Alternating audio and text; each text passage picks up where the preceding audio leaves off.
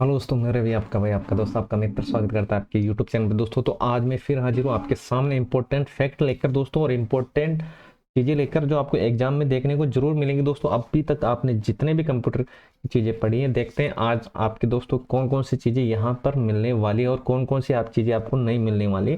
और यहाँ से दोस्तों क्वेश्चन बनेगा ही बनेगा दोस्तों, क्योंकि ये वो क्वेश्चन है जो एग्जामिनर के फेवरेट क्वेश्चन है। और मैं बार बार आपको ये चीज़ें बताता हूँ इसलिए क्योंकि दोस्तों ये काफ़ी रिपीटेड क्वेश्चन है, तो इनको अच्छी तरीके से देख लेना।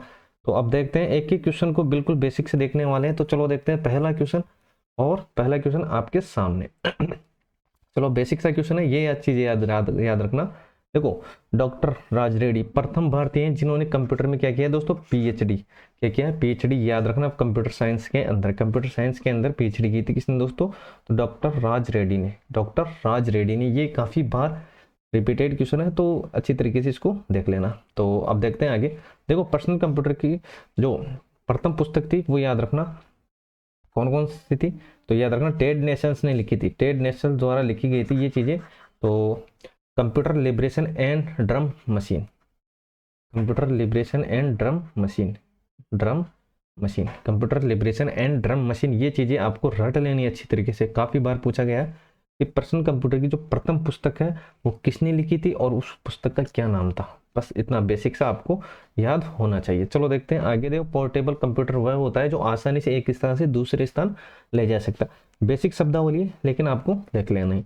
पहला डिजिटल मैकेनिक कैलकुलेटर, याद रखना, पहला डिजिटल मैकेनिकल कैलकुलेटर, पूरी जो फुल फॉर्म है आपको अच्छी तरीके से देख लेनी है। तो ये हो जाएगा दोस्तों आर्थिमोमीटर, आर्थिमोमीटर। और इसके जो खोज करता है साथियों, तो खोजकर्ता को भी देख लेना है। तो खोज करते हो जाएंगे Charles Xavier Thomas, Charles Xavier Thomas, Charles Xavier Thomas. तो ये चीज़ें आपको याद रखनी है। चैनल पर नए हो, अपने भाई को सपोर्ट जरूर करना दोस्तों, आप लोग प्यार और सपोर्ट बनाए रखिए। चैनल पर नए हो, सब्सक्राइब करना नहीं भूले, ताकि जो भी वीडियो बनाऊँ वो अपने भाइयों और बहनों तक टाइम टू टाइम पहुँच सके। चलो देखते हैं आगे, वीजीए क्या है। वीजे क्या है दोस्तों, तो ये याद रखना, वीजे एक ग्राफिक्स कार्ड है। वीजे आप ग्राफिक्स कार्ड है, ये चीजें आपको याद रखना है। ये आवश्यकता अनुसार, देखो अगर आपके वीजे मतलब कार्ड की जरूरत है तो आप डाल सकते हो, नहीं तो इसमें दोस्तों अगर कंपलसरी नहीं है, कंपलसरी आप अपनी आवश्यकता अनुसार उसके अंदर एंटर कर सकते हो। तो ये चीजें आपको याद रखनी है।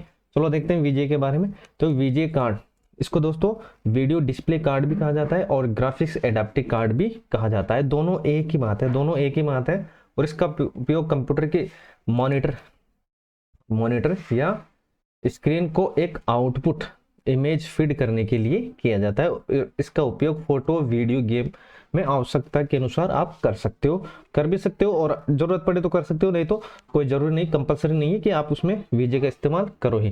तो ये चीजें आपको याद रखनी है। अब देखते हैं आगे, बेसिक सी शब्दावली है। और नेक्स्ट, देखो कमांड्स को ले जाने की जो प्रक्रिया होती है, याद रखना, अगर आप कीबोर्ड से कोई भी कमांड दोगे तो वो जो ले जाने की जो प्रक्रिया होती है वो फेचिंग कहलाती है। और कंप्यूटर का जो प्रोसेस एग्जीक्यूशन होता है वो एमआईपीएस में मापा जाता है।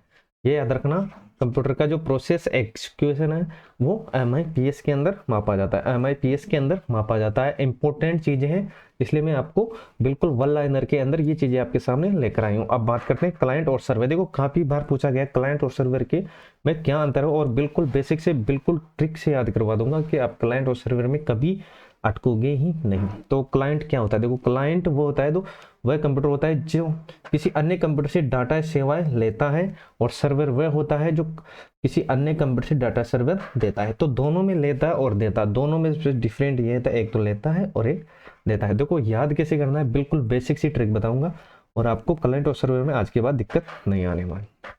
चलो देखते हैं।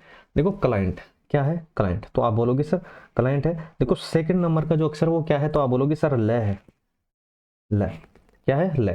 तो इससे याद रखना दोस्तों, ले से रिलेट करना है लेता है, ले से रिलेट कर लेना लेता है। जो लेता है डाटा और सेवाएं, डाटा है सेवाएं दोनों ही लेते हैं, लेकिन एक लेता है और एक देता है। सर्वर और क्लाइंट में बस यही अंतर है कि डाटा या सेवाएं जो क्लाइंट होता है वो लेता है, और जो सर्वर है वो देता है। बस इतने से आपको याद रखना है, कहीं अटकना ही नहीं है।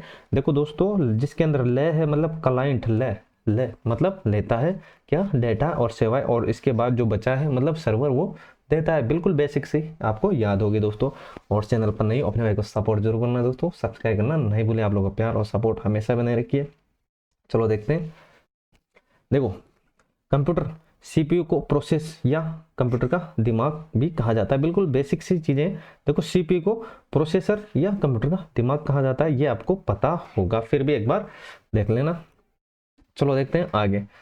और नेक्स्ट देखो, एक साथ बहुत सारे यूजर और डाटा को सुपर कंप्यूटर द्वारा प्रोसेस किया जाता है और यूजर सुपर कंप्यूटर को एक्सेस करने के लिए नोड का प्रयोग किया जाता है। ये चीजें आपको याद रखना है। एक साथ सुपर कंप्यूटर को एक्सेस करने के लिए ऐसे नोड का प्रयोग किया जाता है। वन लाइनर क्वेश्चन लाने का मतलब ये है दोस्तों कि आपका कम टाइम में बहुत कुछ आउटपुट निकल जाए दोस्तों, और वो चीजें आपको मैं बता सकूं जो आपको कहीं ना कहीं छूट गई हो दोस्तों या रह गई हो। तो देखते हैं। देखो बिजली की जो आपूर्ति होती है वो पावर सप्लाई कट होने पर बैटरी बैकअप प्रदान करने के लिए दोस्तों यूपीएस का प्रयोग किया जाता है। और ये दोस्तों इसकी जो फुल फॉर्म है ये याद रखना, काफी बार पूछी गई है ये फुल फॉर्म आपको याद रखनी है। यूपीएस की फुल फॉर्म काफी बार पूछी गई है, चलो देखते हैं। अब आगे यहाँ तक चीजें आपको समझ में आ गई होगी दोस्तों, तो चले आगे। और नेक्स्ट थोड़ा मैं इसको जूम कर लेता हूँ, आपको देखने में आसानी रहे। देखो कंप्यूटर कंपोनेंट्स की गतिविधियों को कोऑर्डिनेट कंट्रोल और यूनिट द्वारा किया जाता है। कोऑर्डिनेट कंट्रोल द्वारा किया जाता है, तो ये चीज़ें आपको याद रखना है गतिविधियों को। और नेक्स्ट ये याद रखना इंपॉर्टेंट है, ये चीज़ें आपको याद रखनी है। देखो निजी क्षेत्र के अंतर्गत स्थापित भारत का पहला प्रथम कंप्यूटर विश्वविद्यालय तो ये हो जाएगा राजीव गांधी कंप्यूटर विश्वविद्यालय। ये चीज़ें आपको याद रखनी है, ये चीज़ें याद रखना है। जिसको भी टिक करते हैं दोस्तों उसको अच्छे तरीके से नोट कर लेना। और कंप्यूटर डाटा को सूचना में परिवर्तित करता है, तो ये चीज़ें आपको याद होगी दोस्तों। कंप्यूटर है जो डाटा को सूचना में परिवर्तित करता है, जो भी डाटा होता है उसको सूचना में परिवर्तित करता है। बेसिक सी चीज़ें, चलो देखते हैं अब आगे। चलो इंपॉर्टेंट चीज़ें, ये फैक्ट हैं जो आपको रट लेने हैं अच्छी तरीके से। और अब देखते हैं एक एक चीज को बिल्कुल बारीकी से। चलो टर्बो स्विच देखो टर्बो स्विच क्या होती है। टर्बो स्विच कंप्यूटर की जो प्रोसेस स्पीड घटाने और बढ़ाने की जो प्रक्रिया होती है उसमें प्रयुक्त होता है, तो ये याद रखना टर्बो स्विच क्या होता है, ये चीजें आपको याद रखना है। और अब देखते हैं कच्चे तथ्यों और डाटा को अर्थपूर्ण डाटा सूचना कहा जाता है, तो याद रखना ये काफी बार पूछा गया। इंपॉर्टेंट लगा लेना इसको इंपॉर्टेंट लगा लेना। और चैनल पर नए अपने भाई को सपोर्ट जरूर करना दोस्तों, इतनी सी विनती मैं आपसे जरूर करता हूँ, क्योंकि दोस्तों मेहनत मैं भी आपके लिए बहुत करता हूँ। लेकिन दोस्तों मैं अपने भाइयों और बहनों की दोस्तों लास्ट तक भी जितना हो सके दोस्तों मैं पूरा कवर कराने की कोशिश करूंगा, और वो चीजें आपके सामने लेकर आऊंगा जो आपके एग्जाम में देखने को जरूर मिलेगी, कोई भी चीज नहीं छोड़ने वाले। और अब देखते हैं आगे। देखो मार्टिन कपूर मोबाइल फोन का आविष्कार किया था, ये चीजें आपको याद रखना मार्टिन कपूर ने। और ये जो फुल फॉर्म है ये याद रखना RFID का पूरा नाम रेडियो फ्रिक्वेंसी आइडेंटिफिकेशन। ये काफी बार आ चुका है ये क्वेश्चन और रिपीटेड क्वेश्चन है, तो अच्छी तरीके से देख लेना है। तो रेडियो फ्रिक्वेंसी आइडेंटिफिकेशन RFID ये एक डेटा कलेक्शन के लिए इलेक्ट्रॉनिक टैग्स का इस्तेमाल किया जाता है। तो अब बात करते हैं HGA, इसको भी देख लेना। HGA तो हरक्यूलस ग्राफिक्स एडाप्टर, ये एक वीडियो कार्ड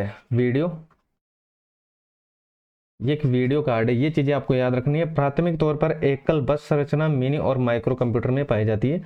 बिल्कुल बेसिक से एप्पल 1 कंप्यूटर का निर्माण ये याद रखना, ये निर्माण दोस्तों तो ये वाइनियाक और स्टीवन जॉब्स ने, ये काफी बार पूछा गया है। वाइनियाक और स्टीवन जॉब्स ने किया था, तो वो देखते हैं अब आगे। देखो कंप्यूटर का उपयोग चलो देखते हैं। कंप्यूटर इंटरनेट का उपयोग यूज करने वाले इससे वंचित लोगों के मध्य अंतर डिजिटल डिवाइस कहलाता है। चलो देखते हैं आगे।